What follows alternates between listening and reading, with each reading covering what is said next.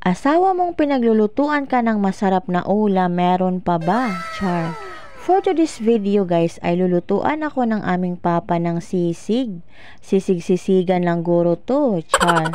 Una nga niyang ginawa ay nagayat siya nitong sibuyas at siling green. Habang nagagayat siya nitong sibuyas at siling green, ito namang liempo natin na gawing sisig ay iprinito na naman dito sa kawali. Nang matapos na nga namin iprito ang liempo ay ganito na ang itsura niya. Saktong-sakto sa pagkaluto at crispy. Kaya ito na nga, hiniwa-hiwa ito ng maliliit na size para hindi tayo mabulunan. Ganito na siya karami nang nahiwa-hiwa. Kaya dito sa kaldero atin ang inumpisahang iluto. Bali pinagsama-sama na lang silang lahat, yung sibuyas, sili at ang karne. Naglagay na rin ako ng magic sarap kasi ito ang sekreto para mas lalong sumarap ang ating iluluto na mga ulam. Naglagay na rin pala ako ng itlog dyan na 2 peraso pero hindi na nga na-videohan. Isinunod na nga namin paglagay ang mayonnaise. Then ano pa bang inaantay natin?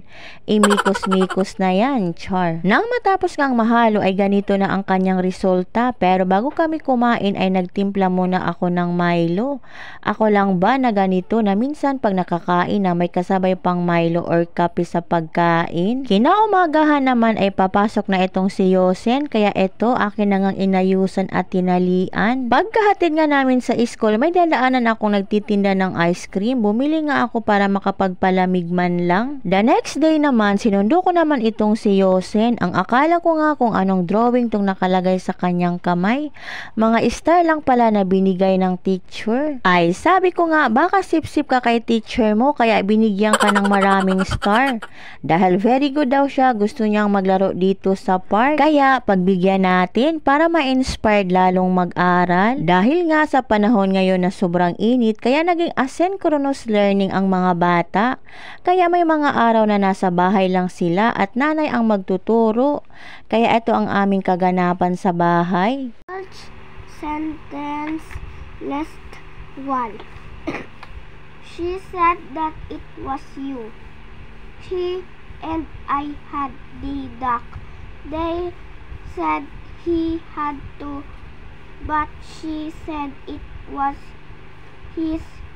It was on that turtle. He said that it was in it. A duck was for you. They had that for you.